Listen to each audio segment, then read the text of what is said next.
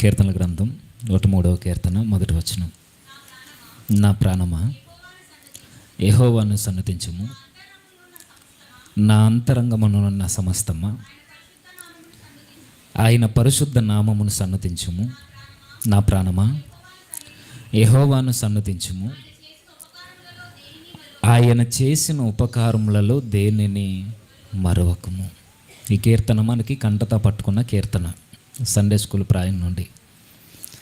అయితే దావీదు గారు తన ప్రాణంతో, తనలో ఉన్న మనస్సుతో తను మాట్లాడుకుంటూ తనను తాను హెచ్చరిక చేసుకుంటూ ఒక మాట చెప్తున్నాడు. ఆయన ఏమని? నా ప్రాణమా, దేవుడు నీకు చాలా మేలులు చేశాడు. దేవుడు నీ జీవితంలో కలుగు చేసుకుని ఎన్నో ఉపకారాలు చేశాడు. నా ప్రాణమా, దేవుడు నేను అందనంత ఎత్తులో నిలబెట్టాడు. నా ప్రాణమా, ఒకప్పుడు నువ్వు గొర్రెల కాపరివి, ఒకప్పుడు నువ్వు వెలివేయబడినట్టు బ్రతుకుతున్న ఎక్కడో అరణ్య భూభాగంలో బ్రతికే వ్యక్తివి. ఒకప్పుడు నీ స్థితి ఇది కాదు. దేవుడు నీకు ఎంతో మేలు చేశాడు. కాబట్టి నువ్వు ఎల్లప్పుడూ జ్ఞాపకం ఉంచుకోవాల్సింది ఏంటి అని అంటే, నీ దీన దశలో నుండి దేవుడు నిన్ను ఎలా లేవనెత్తాడో ఆ స్థితిని నువ్వు మర్చిపోవద్దు అని చెబుతూ 2వ వచనంలో అన్నాడు, నా ప్రాణమా యెహోవాను సన్నతించుము, ఆయన చేసిన ఉపకారములలో దేనిని మరవకు. ఈరోజు దావీదు గారు తన ప్రాణానికే చెప్పుకోవడం కాదు, కానీ ఒక్కసారి మన ప్రాణములతో, మన మనస్సులతో కూడా మనం చెప్పుకోవాలి. ఎందుకు అనంటే, మనిషికి మర్చిపోవడం బాగా అలవాటు. పైగా ఏదైనా గుర్తుంచుంటాడేమో కానీ మేలును మాత్రం త్వరగా మర్చిపోతాడు. బెస్ట్ ఎగ్జాంపుల్ ఏంటంటే, ఎవరైనా అప్పు అడుగుతున్నారు అనుకోండి మిమ్మల్ని అవసరానికి, మీరు 10 సార్లు ఇవ్వండి, 20 సార్లు ఇవ్వండి, 100 సార్లు ఇవ్వండి, ఒక్కసారి లేదని చెప్పండి, ఏది గుర్తుంటుంది మనిషికి? నువ్వు ఇవ్వలేదన్నది గుర్తుంటుంది తప్ప అంతకు ముందు 10 సార్లు నువ్వు సహాయం చేసావు అది గుర్తుండదు. మనిషి యొక్క మనసు ఎలా ఆలోచిస్తుంది అని అంటే, చెడుని ఎక్కువ జ్ఞాపకం ఉంచుకుంటుంది. అవును కదా? ఎదుటివాడు వారిని గాయపరిచే మాటలను ఎక్కువ కాలం గుర్తుంచుకుంటాడు, కానీ ఆ వ్యక్తి ద్వారా మేలు పొందిన విషయాన్ని చాలా త్వరగా మర్చిపోతాడు. ఇది మనకి బయట అప్పుల విషయంలో కనబడుద్ది. లేదా ఎన్ని మేలులు చేసినా ఒక్కసారి లేదని కానీ, రానని కానీ, కుదరదని కానీ నువ్వు చెప్పినప్పుడు వాడు జీవితాంతం గుర్తుంచుకుని అది మనసులో పెట్టుకుని టైం వచ్చినప్పుడు చూద్దాంరా అని అంటాడు. అవునా? నిజంగానే ఆ సమయం వచ్చినప్పుడు దాన్ని గుర్తుంచుకొని దానికి తగ్గట్టుగానే బిహేవ్ చేస్తాడు మనిషి. అయితే ఆస్తులు, అప్పులు, ఈ యొక్క స్నేహాలు, వీటిలో మర్చిపోయినా మర్చిపోకపోయినా పెద్ద ఇబ్బంది ఏం లేదు, కానీ జీవితంలో మాత్రం మనం కొన్ని మర్చిపోకుండా ఎల్లప్పుడూ జ్ఞాపకం చేసుకోవాల్సిన కొన్ని పరిస్థితులు ఉంటాయి. అవి మర్చిపోయామనుకోండి, ఇక్కడ ఉండాల్సిన కళ్ళు ఇక్కడికి ఎక్కుతాయి. నిజమే, ఇప్పుడు జరుగుతున్నది అదే. మనిషి కొన్ని విషయాలు మర్చిపోవడం మంచిదే, కాకపోతే గుర్తుంచుకోవలసిన విషయాలను కూడా మర్చిపోతాడు. నిజానికి మర్చిపోవడము అనేది ఒక గొప్ప వరమే, కానీ మర్చిపోవలసిన వాటిని మర్చిపోవాలి. ఆ మర్చిపోయే తత్వాన్ని కూడా దేవుడే మన హృదయాల్లో పెట్టాడు. అది ఎలాంటిదంటే, ఇప్పుడు మన కుటుంబంలో ఏదైనా జరగరాని అపాయం, ప్రమాదం జరిగిందనుకోండి, మనం ఎవరినైతే ఎక్కువ ప్రేమించామో ఆ వ్యక్తే మన నుండి దూరం అయిపోయాడు అనుకోండి, ఈ భూమి మీద లేకుండా, ఆ వ్యక్తిని మర్చిపోవడం ప్రేమించిన వ్యక్తికి చాలా కష్టంగా అనిపిస్తుంది. ఇప్పుడు గారాభంగా పెంచుకున్న బిడ్డలు చనిపోయారు అనుకోండి, తల్లిదండ్రుల బాధను తట్టుకోగలరా? తట్టుకోలేరు. అందరూ మర్చిపోతారు, ఊరు మర్చిపోద్ది, స్నేహితులు మర్చిపోతారు, బంధువులు మర్చిపోతారు, అందరూ మర్చిపోతారు, కానీ ఆ తల్లి, ఆ తండ్రి త్వరగా మర్చిపోతారా? త్వరగా మర్చిపోరు, కానీ కొన్నాళ్ళకు మర్చిపోతారు. ఆ మొదటి రోజు, చనిపోయిన రోజున్న బాధ ఒక 10 రోజుల తర్వాత, 15 రోజుల తర్వాత కార్యక్రమం చేసినప్పటికీ అదే బాధ ఉంటుందా? ఉండదు, కొంచెం తగ్గుద్ది. మరలా 1 ఇయర్కి ఆ సంవత్సరం చేస్తుంటారు. అది ఆ 1 ఇయర్కి ఆ చనిపోయిన మొదటి రోజు ఉన్నంత బాధ 1 ఇయర్ గడిచిపోయిన తర్వాత ఉంటుందా? ఉండదు. 10 సంవత్సరాల తర్వాత ఉండదు. 20 ఉండదు. అంటే మెల్లిమెల్లిగా మనిషి బాధలో నుండి బయటికి రావడానికి మరిచిపోయే ఒక వరం లాంటిది దేవుడు ముందుగానే ఇచ్చాడు, అది మన దేహాల్లో పెట్టాడు. అయితే బాధాకరమైన సంగతి ఏంటంటే ఇలాంటివి మర్చిపోయినా పెద్ద పర్వాలేదు, పెద్ద ఇబ్బంది లేదు. కానీ ఎప్పటికీ మనం జ్ఞాపకం ఉంచుకోవడానికి మాత్రం కొన్ని విషయాలు, కొన్ని పరిస్థితుల్ని మనం మర్చిపోవడానికి వీల్లేదు. అది ఏ విషయము? అదే విషయం అంటే, మీరు బైబిల్ చదువుతున్నప్పుడు పదే పదే పదే పదే ఇశ్రాయేలీల జనాంగానికి దేవుడు ఒక ఆజ్ఞ జారీ చేస్తుంటాడు. ఆయన ఏంటి అని అంటే, నువ్వు ఇప్పుడు పాలు తేనెలు ప్రవహించే దేశానికి వచ్చేసావు, అయితే నువ్వు ఒకటి మర్చిపోవద్దు. ఒకప్పుడు నీ స్థితి ఐగుప్తులో బానిసవు నువ్వు. కాబట్టి ఆ బానిసత్వంలో నుండి, దాసత్వంలో నుండి విడిపించింది నీ దేవుడైన యెహోవాని నువ్వు మర్చిపోవద్దు. ఈ వచనాలు పదే పదే మనకు కనబడతాయి. ఒకసారి చూస్తారా? 4వ అధ్యాయం ద్వితీయోపదేశకాండం, త్వరగా 4వ అధ్యాయం చూద్దాం. ద్వితీయోపదేశకాండం 4వ అధ్యాయం 9వ వచనం. అయితే నీవు జాగ్రత్త పడము, గట్టిగా, నీవు కన్నులారా చూచిన వాటిని మరువకుండా ఉండునట్లును, అది నీ జీవితకాలం అంతయు నీ హృదయంలో నుండి తొలగిపోకుండానట్లును నీ మనస్సును బహుజాగ్రత్తగా కాపాడుకొనుము. నీ కుమారులకును నీ కుమారుల కుమారులకును వాటిని నేర్పించుము. ఆయన ఏదో చెబుతున్నాడు. నువ్వేం చేయలేనంటే 9వ వచనంలో, నీవు జాగ్రత్త పడు, నీవు కన్నులారా చూచిన వాటిని మరువక ఉండునట్లు. ఎవరు మరువకుండా ఉండునట్లు? ఎవరైతే కన్నులారా చూసారో వారు మర్చిపోకూడదు. ఎవరైతే కన్నులారా చూడలేదో ఆ గర్భాన పుట్టిన వారి కుమారులు కూడా మర్చిపోకూడదు. ఏ విషయాలు మర్చిపోకూడదు? ఐగుప్తులో ఉన్నప్పుడు వారు ఎంత దీనమైన, దయనీయమైన, దౌర్భాగ్యమైన పరిస్థితిని అనుభవించారో ఆ అనుభవించిన వ్యక్తులు మర్చిపోకూడదు. ఒకప్పుడు తిండికేడ్చారు, ఒకప్పుడు బట్టకేడ్చారు, ఒకప్పుడు గూడికేడ్చాడు, ఒకప్పుడు వారికి సరి అయిన వెసులుబాటులు లేక, సరి అయిన అన్ని విధాల వారి దేహాలని కప్పుకోవడానికి వస్త్రాలు కూడా లేక బాధపడిన స్థితిగతులు ఇశ్రాయేలీలు అనుభవించారు. బానిస బ్రతుకు ఎలా ఉంటుందో, ఇశ్రాయేలీలు ఎంత నలిగిపోయారో ఐగుప్తీయుల యొక్క చరిత్రను మీరు చదవండి. ఆ పిరమిడ్లు కట్టిస్తున్నప్పుడు కొరడా దెబ్బలకు నోచుకున్నారు, ఆకలి దెబ్బలకు అలానే అలమటించిపోయారు. ఏది పెడితే అది తిని బ్రతకారు, అదే పాచిపోయింది తిన్నారు. ఏది దొరకకపోతే అలా మట్టి తిని బ్రతికిన రోజులు గడిపారు వారు. ఇలాంటి దయనీయమైన పరిస్థితి మీరు మర్చిపోవద్దు. మీరే కాదు, మీ తదనంతరం మీ పిల్లలకి ఇలాంటి పరిస్థితుల్లో నుండి ప్రభు కలుగ చేసుకుని విడిపించాడు. యెహోవా మా జీవితంలో కలుగు చేసుకుని మా మొర విని రక్షకుణ్ణి మోసేని పంపించాడనే విషయం మీరు మర్చిపోకుండా, మీరు మర్చిపోకూడదు. ఇలా రక్షించాడని మీ పిల్లలకు కూడా మీరు నేర్పించాలి. 6వ అధ్యాయం ద్వితీయోపదేశకాండం 6వ అధ్యాయం 12వ వచనం. 12వ వచనం, దాసుల గృహమైన ఐగుప్తు దేశంలో నుండి నిన్ను రప్పించిన యెహోవాను మరువకుండా నువ్వు జాగ్రత్త పడు. ఇలాంటి ఆజ్ఞలు, ఇలాంటి వచనాలు కొన్ని పదుల సంఖ్యలో మనకు కనబడతాయి. ఈ ద్వితీయోపదేశకాండంలోనే కొన్ని పదుల సార్లు కనబడుద్ది. మర్చిపోవద్దు, జ్ఞాపకం ఉంచుకో, మర్చిపోవద్దు, జ్ఞాపకం ఉంచుకో. నీ కుమారుల యొక్క ఆ నుదుటికి బాసికము వల్లే కట్టు. పై వచనాలదే, నా ఆజ్ఞలను, నా కట్టడలను వారికి వివరించి చెప్పి నేర్పించు. మీరు ఎలాంటి పరిస్థితుల్లో నుండి వచ్చారో, మీ ముందు ఎర్ర సముద్రం నిలబడినప్పుడు, వెనకాల ఐగుప్తు సైన్యం మిమ్మల్ని తరుముతున్నప్పుడు మీరు బిక్కుమంటూ ప్రాణాలను అరచేతిలో పెట్టుకున్నప్పుడు దేవుడు కలుగ చేసుకుని ఎర్ర సముద్రాన్ని ఎలా పాయలు చేశాడో నువ్వు మర్చిపోవద్దు. వెనకాల ఫరో సైన్యం తరుముతున్నప్పుడు మధ్యలో, వారికి మీకు మధ్యలో నిలబడిన ఆ అగ్ని స్తంభముగా వచ్చిన ప్రభు యొక్క కార్యాన్ని నువ్వు మర్చిపోవద్దు. నీ పిల్లలకి చెప్పు, నీ పిల్లలకి జ్ఞాపకార్థ గ్రంథంలో ఉన్న ఈ మాటలన్నీ వారికి వివరించి చెప్పు. కానీ ఇశ్రాయేలీలు గుర్తుంచుకున్నారని అంటే ఎర్ర సముద్రం పాయలైన నెల 15 రోజులకే ప్రభు యొక్క కార్యాన్ని మర్చిపోయారు. నెక్స్ట్ ఇదే ద్వితీయోపదేశకాండం. అసలు మనిషి ఎందుకు మర్చిపోతాడంటే 8వ అధ్యాయంలో చెప్తున్నాడు. 8వ అధ్యాయం 11వ వచనం నుంచి,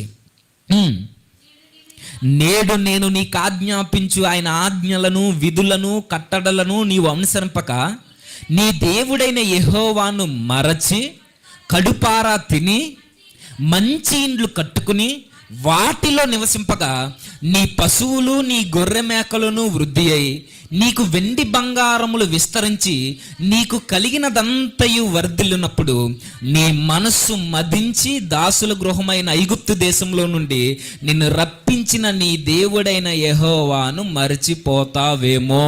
కాబట్టి నువ్వు ప్రతీదీ జ్ఞాపకం ఉంచుకో. మనిషి ఎందుకు మర్చిపోతాడు దేవుడు చేసిన మేలులు అంటే, ఆయన చెబుతున్నాడు, కడుపు నిండితే దేవుడు చేసిన కార్యాలు మర్చిపోతాం. ధనం వృద్ధి చెందితే కళ్ళు నెత్తికెక్కి దేవుని యొక్క కార్యాలను మర్చిపోతాం. 3 పూట్ల 4,000 లోపలికి వెళ్ళి మనకి ఏ డోకా లేకపోతే దేవుడు గుర్తుండడట. నేనన్న మాట కాదు, దేవుడే అంటున్నాడు. నీ పశువులు నీ గొర్రె మేకలను వృద్ధి అయి నీకు వెండి బంగారములు విస్తరించి నీకు కలిగినదంతయు వర్ధిల్లినప్పుడు నువ్వు మర్చిపోతావు. సామాన్యంగా మనుషుకుండే బలహీనత మేలును త్వరగా మర్చిపోవడం.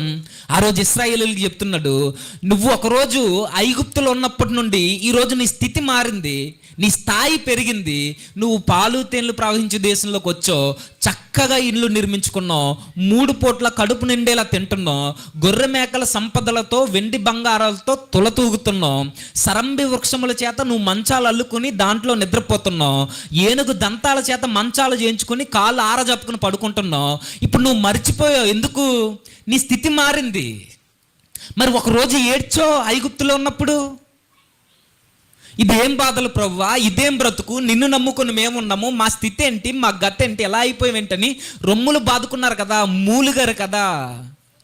మరి ఇప్పుడెందుకు మీరు ఒక మంచి స్థితిలోనికి వచ్చిన తర్వాత మర్చిపోతారంటే, మనిషి అంటేనే మర్చిపోతాడు. అలా మర్చిపోయాడు కాబట్టే ఈరోజు మన కొరకు ప్రాణం పెట్టిన ప్రభువును కూడా తక్కువ చేసి అవహేళనగా అశ్లీలమైన పదజాలం ఉపయోగించి మాట్లాడుతున్నారు. చూస్తున్నారో లేదో? మనిషి మర్చిపోతే ఏమవుద్దంటే, ఇదిగో కళ్ళు నెత్తికెక్కితే. మనిషి మర్చిపోతే ఏమవుద్దంటే అహంకారం పెట్టరేగిపోద్ది. మనిషి మర్చిపోతే ఏమవుద్దంటే క్రీస్తు శిలువ త్యాగాన్నే తోలనాడి మాట్లాడతాడు. అందుకే దావీదు గారు అంటారు, దేవుడు చేసిన ఉపకారములలో దేనిని మర్చిపోవద్దు. నువ్వు బయటోడు చేసిన మేలును గుర్తుంచుకుంటావో లేదో తర్వాత విషయం. వాడు నీ మీద తిరుగుబాటు చేసిన పగను గుర్తుంచుకుంటావో లేదో తర్వాత విషయం. ఎవడు నీ జీవితంలో ఏం చేశాడో చేయలేదో పక్కన పెడితే, దేవుడు మాత్రం మనందరి జీవితాల్లో చాలా ఉపకారం చేశాడు. అది మాత్రం మనం మర్చిపోకూడదు. ఇది పాత నిబంధనలోనే కాదు, క్రొత్త నిబంధన వరకు కొనసాగుతూ వచ్చింది. ఇది పదే అంత ఎందుకండి, మనం ప్రభురాత్రి భోజనం తీసుకుంటాం. అందులో ఉన్న మాట ఏంటి చెప్పండి? దీనిని చేయనప్పుడల్లా నన్ను జ్ఞాపకం చేసుకోండి. అంటే ప్రభువుని జ్ఞాపకం చేసుకోవాలా? అంటే మీకు అనిపించవచ్చు, అంటే మన గతాన్ని మనం ఇప్పుడు గుర్తుంచుకోవాలంటే గుర్తుంచుకోవాలి. మనం ఏ స్థితిలో ఉండగా దేవుడు పిలిచాడో గుర్తుండాలి. ఒకవేళ ఆయన పిలవకపోతే మన బ్రతుకేంటో మనకు గుర్తుండాలి. ఆయన పిలిచిన తర్వాత మనం మారక ముందు ఒకవేళ మన జీవితాల్లో ఆయన కలుగు చేసుకోకపోతే ఎక్కడ తిరిగి జీవితాన్ని ఎలా నాశనం చేసుకుందామో మనకి జ్ఞాపకం ఉండాలి ఎప్పుడు. అది లేకపోతే ఏమవుద్దంటే ఈరోజు చూస్తున్నారు ఏం జరుగుతుందో. దీనంతటికి మూలం ఒకటే, గతాన్ని మర్చిపోయాడు మనిషి. వారి స్థితిని మర్చిపోయాడు. ప్రభువు పిలిచిన పిలుపును ఈరోజు వారు తలపొగరగా బిరుసుతో మాట్లాడుతున్నారు. ఈరోజు ప్రభువునే తోలనాడుతూ మర్చిపోతే ఎంత దారుణమైన పరిస్థితులు జరుగుతాయంటే, మర్చిపోతే అసలు ఎదుటి వ్యక్తిని ఎలా గౌరవించాలో తెలియదు. మన గతాన్ని మన స్థితిని మర్చిపోతే అసలు ప్రభువు మన కొరకు ఏం చేశాడో కూడా తెలీదు. అసలు మనం దేవుడు చేసిన మేలును మర్చిపోతే అసలు మన భవిష్యత్తుని ఎలా కట్టుకోవాలో కూడా తెలీదు. చివరికి మునుపటి ప్రవర్తన కన్నా, మారక ముందున్న జీవితం కన్నా, మారిన తర్వాత ప్రభువు చేసిన త్యాగాన్ని మర్చకపోతే అంతకు ముందున్న దానికన్నా దుర్భరమైన బ్రతుకుతో మన కాలాన్ని ముగించేస్తాం. ఎంత దారుణమైన పరిస్థితుల్లో ఈరోజు మనం ఉన్నామంటే, వాళ్ళని పక్కన పెడదాం, ఎవరి కోసమో కాదు, మనల్ని ఈరోజు మనం మర్చిపోవట్లేదంటే ఎందుకు మర్చిపోవట్లా? క్రీస్తు యొక్క బలియాగమే మనకి గుర్తుంటే ఈరోజు లోకంలో మన నడవడిక వేరేగా ఉంటుంది. క్రీస్తు యొక్క త్యాగమే మన కళ్ళ ముందు ఎప్పుడు కదలాడుతుంటే, మనల్ని ఎలాంటి పరిస్థితుల్లో పిలిచాడో మనం ఎప్పుడు జ్ఞాపకం ఉంచుకుంటే మన మాట తీరు వేరేగా ఉంటుంది, మన చూపులు వేరేగా ఉంటాయి. ఆయన మన కొరకు ఏం చేశాడో మనకు అర్థం కావాలి. అది అర్థం కాకే అది మర్చిపోయాం. కాబట్టే ఈరోజు సంఘంలో పరిశుద్ధత బయటికి వెళ్ళిన తర్వాత మన బ్రతుకులు మనవి. ఇక్కడికి వచ్చిన తర్వాత పవిత్రత, ఇక్కడికి వచ్చిన తర్వాత వేషధారణ, బయటికి వెళ్ళిన తర్వాత ముసుగు తీస్తాం. అందుకే కొత్త నిబంధనలో అసలు మనం ఎలాంటి స్థితిలో పిలువబడ్డామో మనకి జ్ఞాపకం ఉండాలట. దేవుడు మన కొరకు ఏం చేశాడో తెలియాలి అని అంటే అసలు మనం ఎలాంటి పరిస్థితుల్లో నుండి దేవుడు పిలిచాడో మనకు తెలియాలి. ఎఫెసీ పత్రిక 2వ అధ్యాయం, ఎఫెసీ పత్రిక 2వ అధ్యాయం 11వ వచనం. కాబట్టి మునుపు శరీర విషయంలో అన్యజనులై ఉండి శరీరమందు చేతితో చేయబడిన సున్నతి గలవారనబడిన వారి చేత సున్నతి లేని వారనబడిన మీరు ఆ కాలమందు ఇశ్రాయేలీలతో సహపౌరులు కాక పరదేశులు.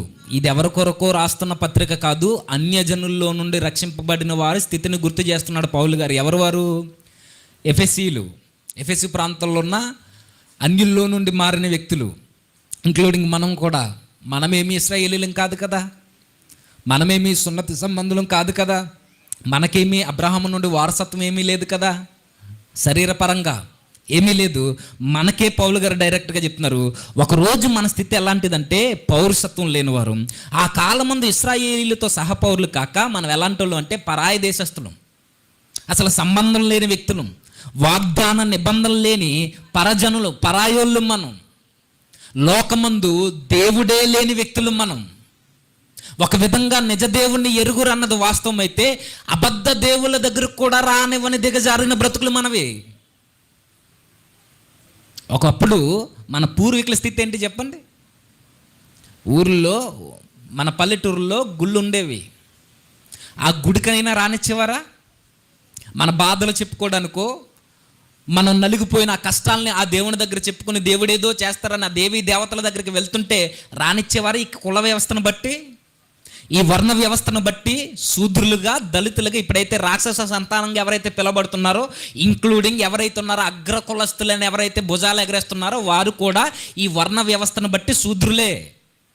ఇప్పుడున్న అగ్ర కులస్తులు ఎవరైతే ఉన్నారో వారు. ఈ శూద్రులందరినీ కనీసము ఆ దేవుని యొక్క, దేవీ దేవతల యొక్క ముఖ చిత్రాన్ని చూసి మన మనసులో బాధ చెప్పుకోవడానికి కూడా అవకాశం లేదు. ఇది మన బ్రతుకు. నిజదేవుడి తర్వాత, నిజదేవుడిని ఎరగడం తర్వాత విషయం, ఉన్న అబద్ధ దేవుళ్ళు కూడా కనీసం చూసి మన బాధను చెప్పుకునే స్థితిగతులు లేనోళ్ళు అంటున్నాడు పౌలు. ఇది చరిత్రలో మన పూర్వీకులు అనుభవించారు. దేవుని కృపను బట్టి దాని నుండి మనం బయటకు వచ్చాం. మనం ఎలాంటి స్థితిలో పిలువబడ్డామో మనకు జ్ఞాపకం ఉంటే దేవుడు మన కొరకు ఏం చేశాడో మనకు అర్థం అవుద్ది. చెప్తున్నాడు, మనం ఎలాంటాడు అంటే పరదేశులము, వాగ్దాన నిబంధనలు లేని పరజనులను, నిరీక్షణ లేనోళ్ళు, లోకమందు దేవుడు లేని వారమై ఉన్నప్పుడు క్రీస్తుకు దూరంగా ఉన్న మనము ఇలాంటి పరిస్థితుల్లో నుండి దేవుడు కలుగజేసుకుని క్రీస్తు ద్వారా తనతో ఐక్యపరుచుకున్నాడని మీరు జ్ఞాపకం ఉంచుకొనుడి. ఎవరంటున్నారు? పౌలు గారు. మనిషి జీవితంలో మరల చెప్తాను, ఏది మర్చిపోయినా పర్వాలేదు, ప్రభు నిన్ను ఎలా పిలిచాడో మాత్రం నీకు గుర్తుండాలి. ప్రభు నిన్ను ఏ స్థితిలో పిలిచాడో నీకు గుర్తుంటే పాపం చేయకపోవడం కాదు, పాపాన్ని అసహించుకుంటావు. పాపం నీ ముందు నిలబడినప్పుడు, బలహీనతలు నీకు ఎదురవుతున్నప్పుడు, శోధన కాలం ముందు నీకు ప్రభు శిలువ జ్ఞాపకం వస్తే ఆ శిలువను చూస్తూ ఈ పాపం మీద అసహ్యాన్ని పెంచుకుంటావు నువ్వు. అది మర్చిపోయాం కాబట్టే ఈరోజు మనం దర్జాగా చేస్తున్నాం. ఆయన ఇంకా చెప్తున్నాడు, దూరస్తుల ఇంటిని మీరు జ్ఞాపకం చేసుకున్నాడు. అయినను మునుపు దూరస్తులైన మీరు ఇప్పుడు క్రీస్తు యేసునందు క్రీస్తు రక్తము వలన సమీపస్తులమై ఉన్నామట. ఇప్పుడు అంటే ఒకప్పుడు ఎలాంటి వాళ్ళు అంటే ఇదే 2వ అధ్యాయం 1వ వచనంలో చెప్తాడు. ఒకప్పుడు మనం అపరాధముల చేత, పాపముల చేత చచ్చిన వారమై ఉండగా, చస్తూ ఉండగా కాదు, చచ్చి కుళ్ళు కంపు కొడుతూ నీసు వాసన వస్తూ ఆ కొట్టుకుపోతున్న పాపం అనే నదిలో కొట్టుకుపోయి అట్టడుగులో మునిగిపోయి ఊపిరిపోయిన తర్వాత పరలోకమందున్న ప్రభువు దేవుడు భూలోకానికి వచ్చి మనల్ని బ్రతికించి జీవాన్ని ఇచ్చాడట. ఇది బైబిల్ చెప్పేది. మనకు ఊపిరున్నప్పుడు బ్రతికించలేదు ప్రభువు, నువ్వు ఎగిసి పడతావని. నా క్రియలు, నా కష్టము, నువ్వు కూడా శ్రమను అనుభవించు, నీకు శ్రమ అనుభవిస్తేనే నీకు పరలోకం, నీవు శ్రమ అనుభవిస్తేనే నీకు పరలోకం, నేను శ్రమ అనుభవిస్తే నాకు పరలోకం అంటావని ప్రభు అంటున్నాడు. నువ్వు చచ్చిపోయినప్పుడు రా, నీకు దిక్కు మొక్కు లేదు, నీ బాడీ అంతా ఉబ్బిపోయి గత కొద్ది కాలంగా నీటి ఊబిలోనే చచ్చిపోయి ఆ ఊబిలో పడి బిక్కు బిక్కుమంటూ చచ్చిపోతే నువ్వు గావు కేక పెట్టక ముందే ప్రభు నీ యొక్క దీన దశను చూసి పరలోకం నుండి ప్రభు కిందకొచ్చి నీ చెయ్యి పట్టుకుని నీకు జీవాన్ని ఇచ్చాడు. ఇది రక్షణ కార్యము. ఇదే అధ్యాయంలో చెప్తాడు, ఇది మీ వలన కలిగినది కాదు. 8వ వచనం చూడండి ఒకసారి, 2వ అధ్యాయం. మీరు విశ్వాసము ద్వారా కృపచేతనే రక్షింపబడి ఉన్నారు, ఇది మీ వలన కలిగినది కాదు, దేవుని వరము. దేవుడు కలుగజేసుకుంటే ఈరోజు మనం బ్రతుకున్నాం. దేవుడు కలుగజేసుకుంటే ఈరోజు మాట్లాడగలుగుతున్నాం. దేవుడు కలుగజేసుకుంటే ఆయన సన్నిధిలో కూర్చున్నాం. కానీ ఇది మర్చిపోయాం. ఇది మర్చిపోయి శ్రమ పడితే పరలోకం, శ్రమ పడితే రక్షణ, అది క్రీస్తుకు కూడానంట. ఇదేం విడ్డూరము! ఆయనే కలుగజేసుకోకపోతే ఈరోజు ముష్టోళ్ళు మనం. ఆయనే కలుగజేసుకోకపోతే కనీసం అడుక్కోవడానికి కూడా పని చేయం మనం. ఎందుకంటే చచ్చిపోయాం. చచ్చిపోయినాడు ఏం అడుక్కుంటాడు? అడుక్కుంటాడా? చచ్చిపోయినాడు మాట్లాడతాడా? చచ్చాం మనం ఆత్మీయ సంబంధులుగా, ఆత్మ సంబంధులుగా. చచ్చిన వారే ఉండగా ప్రభు క్రీస్తుతో కూడా మనల్ని బ్రతికించాడు. కానీ ఈరోజు ఈ విషయాలను మనం మర్చిపోయాం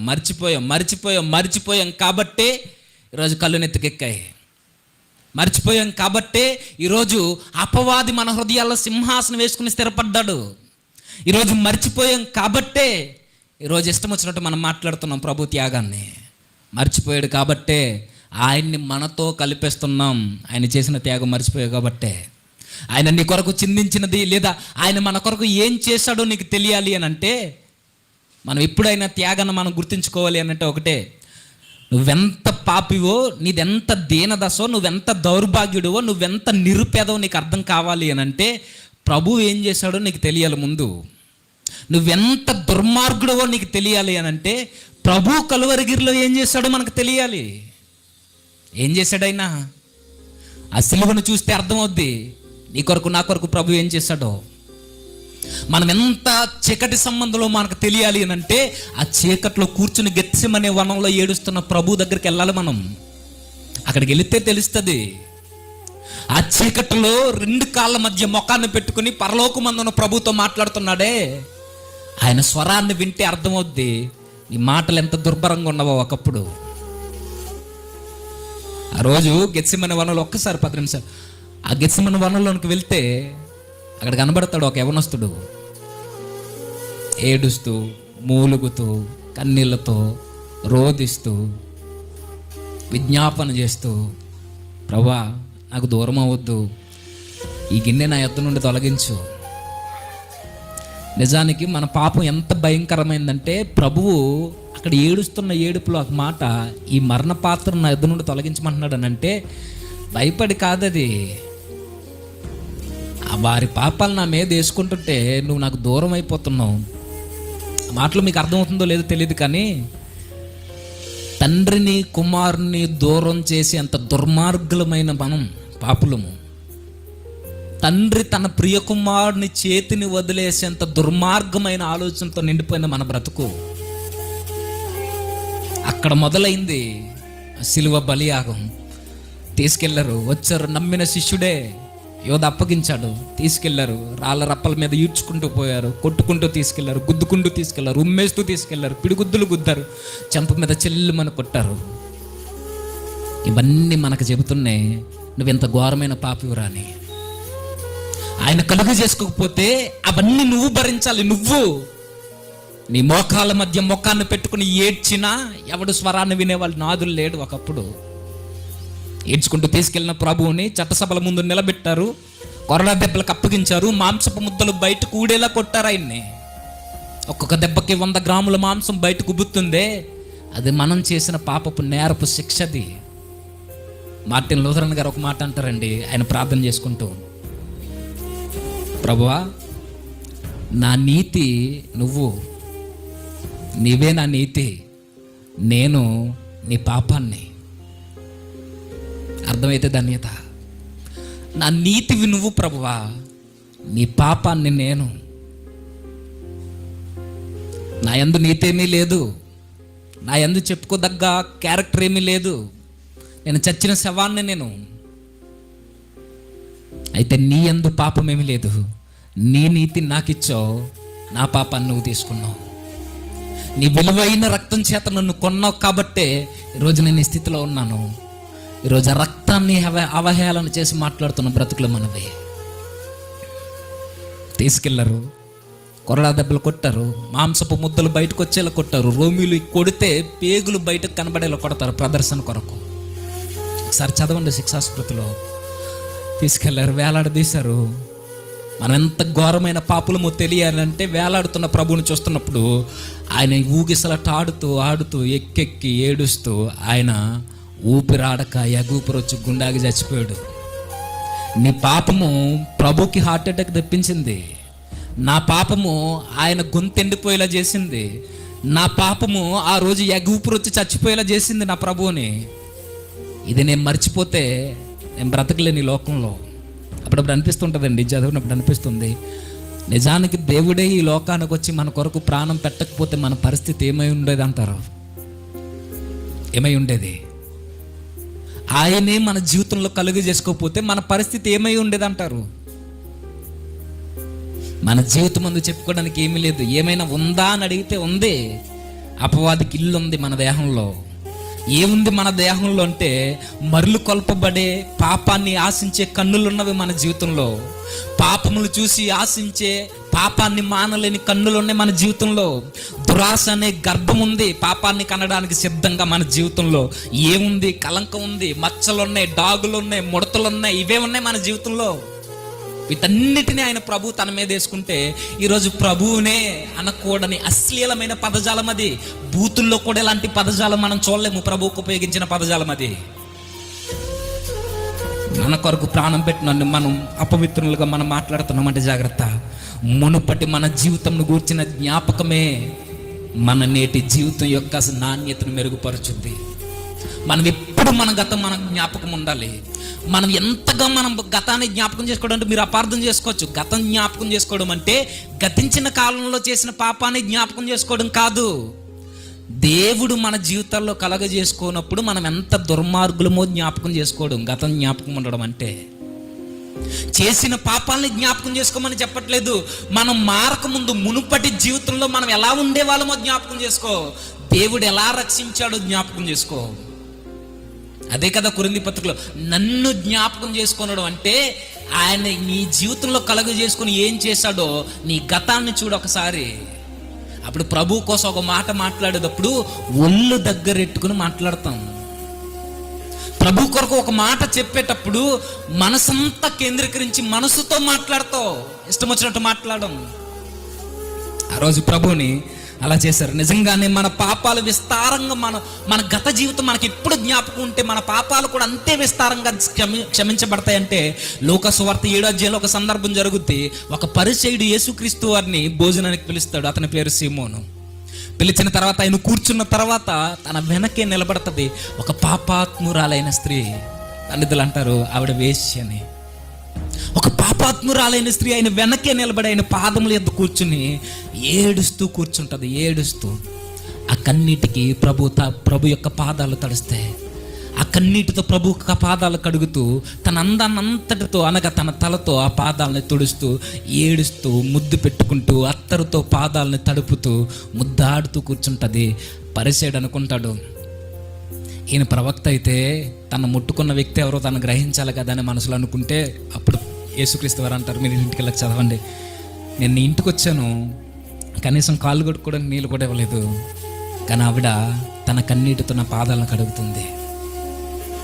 నేను నీ ఇంటికి వచ్చాను, కనీసం నాకు ఏమీ చేయట్లేదు నువ్వు, కానీ నాకేమీ నువ్వు పట్టించుకోలేదు, కానీ ఆవిడ మాత్రం వచ్చి నాకు అత్తరు పూసింది, నా పాదాలని తన తల వెంట్రుకలతో తుడిచింది. నీకు ఒక ఎగ్జాంపుల్ చెప్తాను, నాకు ఆన్సర్ చెయ్యని. ఒక వ్యక్తికి 2 అప్పున్న వాళ్ళు ఉన్నారు. మన భాషలో ఒకడు 5,000 ఇవ్వాలి, ఒకడు 500 ఇవ్వాలి. ఇప్పుడు ఆ యజమాని 2 నేరాలను కొట్టేశాడు. ఇందులో ఆ యజమాని ఎవరికి ఎక్కువ మేలు చేసినట్టు అని అడిగితే ఆయన అంటాడు, ఆ 5,000 తీసుకున్న వాడికి ఎక్కువ మేలు చేశాడంటే నిజంగానే చెప్పు, ఎవరైతే ఎక్కువ తమ పాపాన్ని స్థితిని గుర్తుంచుకుని పశ్చాత్తాపడిన దగ్గరకు వస్తారో వారి పాపాలు బహు విస్తారంగా క్షమించబడతాయి అంటాడు. ఆ సందర్భంలో మనకు కనబడేది ఒకటే, ఎవరైతే తమ పాపపు స్థితిని జ్ఞాపకం ఉంచుకుని ప్రభు దగ్గరకు వస్తారో పశ్చాత్తాపడుతూ వారి జీవితాల్లో వారి పాపం వారికి చాలా ఎడమగా ఉంచుతాడట ప్రభువు. ఆ పాపాన్ని తన తీసుకుంటాడట. విస్తారంగా క్షమించబడ్డాయి నీ పాపములను అంటాడైనా. అంటే మనకి ఎల్లప్పుడూ గుర్తుండాల్సింది మన పాపపు స్థితి, మన దుర్మార్గమైన క్రియలు మారకముందు. ఇది ఇప్పటికీ మర్చిపోవడానికి వీల్లేదు. ఎందుకంటే ఒకరోజు లోకం వెలేసింది, దేవుడు చేర్చుకున్నాడు మనల్ని. ఒకరోజు కులం వెలేసింది, మన దేవుడు చేర్చుకున్నాడు మనల్ని. ఒకరోజు మన బంధువులు వెలేశారు మనల్ని, మన దేవుడు చేర్చుకున్నాడు మనల్ని. ఒకప్పుడు మనల్ని అందరూ కాదన్నారు, ఈరోజు దేవుడు మనల్ని చేర్చుకున్నాడు. ఒకరోజు మనం చచ్చిపోయాం, దేవుడు మనల్ని బ్రతికించాడు. ఒకరోజు చీకట్లో ఉన్నాం, ఈరోజు వెలుగు సంబంధం అయ్యాం. ఇవన్నీ మనం మర్చిపోతే నువ్వు క్రీస్తు త్యాగానికి కలంకం చేస్తున్నావు. మర్చిపోకు. ఆయన గుర్తుంచుకో. ఆయన నీ కొరకు ఏం చేశాడో జ్ఞాపకం ఉంచుకో. చివరికి మరలా మాట చదువుదాం. 2వ అధ్యాయం 11వ వచనం. క్షమించండి, హెబ్రీ పత్రిక 10వ అధ్యాయం 19వ వచనం చదువుదాం. 10వ అధ్యాయం సహోదరులు 19వ వచనం. సహోదరులారా, యేసు మన కొరకు ప్రతిష్ఠించిన మార్గమున, అనగా నూతనమైనదియు జీవము గలదియు ఆయన శరీరము అను తెర ద్వారా ఏర్పరచబడిన మీరు మార్గమున. ఆ సందర్భం అంతా మీరు చదవండి. ఆయన వచ్చి మన కొరకు బలి అయ్యాడు కాబట్టే ఈరోజు మనం ఈ స్థితిలో ఉన్నాం. మనకు కూడా శోధనలు వస్తాయి, మనకి బలహీనతలు వస్తాయి. ఆ టైంలో నేను పదే పదే పడిపోతున్నాను అంటే నువ్వు సిలువ త్యాగాన్ని మర్చిపోతున్నావు. ఆయన నీ కొరకు చేసిన త్యాగాన్ని నువ్వు పక్కన పెడుతున్నావు కాబట్టే నీ ఇష్టం వచ్చినట్టు ప్రవర్తిస్తున్నావు. ఆయన అన్న మాట నా నోటితో నేను పలకలేకపోతున్నాను. అది విన్నప్పటి నుండి మనసులో మనసు ఉన్నట్లా. పదాలకి అర్థం తెలియని వారు ఈరోజు బోధకులైతే, అహంకారులు, ఈరోజు గర్విష్ఠులు, ఈరోజు పొగరుబోతులు ప్రభు కొరకు ఇష్టం వచ్చినట్టు మాట్లాడుతుంటే, ప్రభు యొక్క త్యాగం ద్వారా రక్షింపబడిన మనము ఇలానే మెల్లిగా జీవితాన్ని గడిపేసుకుంటూ పోతే, చాలామంది అంటున్నారు ఆయన తగ్గిస్తే తగ్గుద్దా యేసుక్రీస్తు వారి ఔన్నత్యము, మనం పెంచినంత మాత్రాన పెరుగుద్దంటే, నువ్వు తగ్గించి మాత్రాన తగ్గదు, నేను పెంచినంత మాత్రాన పెరగదు. కానీ ఒక విశ్వాసి ఇదే క్రీస్తు ఇంత తక్కువ వాడు అని అర్థమైతే దానికి బాధ్యత వహించాల్సింది రక్షింపబడిన మనమే. యేసుక్రీస్తు వారి యొక్క ఔన్నత్యాన్ని, ఆయన యొక్క దైవిక స్వభావాన్ని మనం ఈ తరంలో చెప్పకపోతే, ఆయన మన కొరకు ఏం చేశాడో చెప్పకపోతే, ఈరోజు మనం రక్షింపబడ్డామనే ఒక మాయలు ఉండిపోతాం తప్ప ఆయన కొరకు తిరిగి కృతజ్ఞతగా మనం బలిగా ఎప్పటికీ కాలేము. ఆయన బలి కోరేది ఒక్కటే. ఆయన మన కొరకు పాప పరిహారార్థ బలిగా ఆయన రక్తధారగా పోయబడితే ఆ బలి మన నుండి కూడా ఒక బలి కోరుతుంది. ఆ బలి పాప పరిహారార్థమైన బలి కాదు, ఆ బలి కృతజ్ఞత బలి. ఆ కృతజ్ఞత బలి అని అంటే ఆయన కొరకు చెప్పు, ఆయన కొరకు సజీవ యాగంగా నీ శరీరాన్ని సమర్పించు. ఒక విశ్వాసి మారాడు అనడానికి గుర్తు క్రియల ద్వారా మనం రక్షింపబడము, కానీ మారాము అనడానికి మాత్రం ఖచ్చితంగా నీతి క్రియలే గుర్తు. అర్థమైందో లేదో? నీతి క్రియల ద్వారా మనం రక్షింపబడము, కానీ నువ్వు రక్షింపబడ్డావు అనడానికి గుర్తు నీ నీతి క్రియలు. ఆ నీతి క్రియలు ఆ నీతిమంతుడైన ప్రభువును మనం ప్రజ్వలింపజేసేలా ఉండాలి. చివరికి ఆయన మన కొరకు ఎంత చేశాడో చెప్పనా? మనం మారతాము లేదో తర్వాత విషయం. ఆయనకి నో ప్లాన్ బి, ఆయనకి వేరే ప్లాన్ లేదు. మన కొరకు రావడము, మన పాపాన్ని తీసుకోవడము, మన కొరకు చనిపోవడం, ఒక్క రక్తపు బిందువును కూడా ఆయనలో ఉంచుకోకుండా మన కొరకు దారిపోయడం, చివరికి తన స్వరూపాన్ని కూడా పోగొట్టుకున్నాడు. ఎందుకో తెలుసా? మనకు మాట ఉంది కదా, స్వరూపమైనను సొగసైలను లేనివాడుగా ఆయన మన కొరకు వచ్చాడన్నది, చనిపోయాడు అన్నది. ఆయన స్వరూపాన్ని, ఆయన సొగసుని, ఆయన రూపాన్ని ఎందుకు పోగొట్టుకున్నాడు అని అంటే, ఆ రూపాన్ని మరలా తిరిగి నీలో చూడాలని, నాలో చూడాలని. కలువగిరిలో ఆయనకి స్వరూపం లేదు, కానీ పోగొట్టుకున్న ఆ స్వరూపాన్ని, క్రీస్తు స్వారూప్యము మీ యందు ఏర్పడు వరకు అనే మాటకు అర్థం అదే. ఆయన యొక్క స్వరూపాన్ని ఒక విశ్వాసులో చూడాలనుకున్నాడు. ఎలా చూపించగలము అంటే, ముందు ఆయన కొరకు మాట్లాడు, మెల్లిమెల్లిగా ఆయన స్వరూపంలోనికి మారు. ఫైట్ చేయమని కాదు నా ఉద్దేశం, కానీ అలానే వదిలేయద్దు. మన నమ్మిన ప్రభు కొరకు, మనకి భిక్ష పెట్టిన ప్రభు, మనకి అది భిక్ష. అది భిక్షగా కూడా రాదు. అంతకన్నా దీనమైన పదం ఏమైనా ఉంటుంది. అలాంటి ప్రభువుని మనం తగ్గించడానికి వీల్లేదు. దేవుడే ఆయన రక్తాన్ని చిందించకపోతే మానవ పాపాలకి పరిహారమే లేదు. మనుషులు పశువులు బలి ద్వారా మన పాపాలు తొలగింపబడవు, మనుషుల రక్తం ద్వారా కూడా మన పాపాలు పోవు. దేవుని రక్తం చిందింపబడితేనే మన పాపాలకు విమోచన. ఆయన రక్తం చిందించాడు. ఆయన సంపూర్ణుడైన దేవుడైన, ఆయన సంపూర్ణమైన నిత్యుడైన, దేవునితో సమానమైన వాడు దేవుడైన. ఆయన తగ్గించడానికి వీల్లేదు. ఒప్పుకోవద్దు. నిజానికి మాట అనకూడదు కానీ అంటున్నాను, అలాంటి వారిని ఎవరైనా పిలిస్తే సంఘస్థులు, సంఘ కాపులు పిలవద్దు, వెళ్ళొద్దు, అసలు వారితో సంబంధాలే వద్దు. మిగిలిన డాక్టరీన్స్ ఒక ఎత్తు, ఇది మరొక ఎత్తు. దాన్ని జాగ్రత్తగా గ్రహించండి. వారి పోస్టులు కూడా షేర్ చేసే వాళ్ళు మన దాంట్లో ఉన్నారు. జాగ్రత్త. నీ కొరకు ప్రాణం పెట్టిన ప్రభువుని నువ్వు తోలనాడుతున్నావని మర్చిపోవద్దు. మనుషుల మీద కక్షతో తప్పుడు బోధలకు సపోర్ట్ చేయొద్దు. మనుషుల మీద కోపాలతో తప్పుడు బోధనలు వెనకేసుకు రావద్దు. మనుషులకి ఫ్యానేజ్ ఉండు, బోధలకొద్దు. జాగ్రత్త. తలవంచిన చిన్న ప్రార్థన చేద్దాం. సర్వోన్నతుడా, సర్వాధికారి, కృపగల మా ప్రభువా, అవునయ్యా, మా గతాన్ని మీరు చేసిన మేలును మేము మర్చిపోయాం కాబట్టే ఈరోజు మీ కుమారుని యొక్క అవనతి అని మేము తగ్గిస్తున్నాం. మీ కుమారుడే మా జీవితాల్లో కలుగు చేసుకోకపోతే తండ్రి, ఈరోజు మాకు జీవితాలే లేవు. చచ్చిన శవాలతో సమానం ప్రభువా. మేము పేరుకు బ్రతుకుంటాం కానీ మాలో ఏమాత్రం ఆత్మీయ ఎదుగుదల, ఆత్మీయ యొక్క జీవం లేదు. మమ్మల్ని మన్నించండి. ఎల్లప్పుడూ మా జీవితంలో మీ కుమారుని యొక్క త్యాగాన్ని జ్ఞాపకం చేసుకుంటే పాపాన్ని ఎదురాడుటకు సహాయాన్ని అనుగ్రహించండి.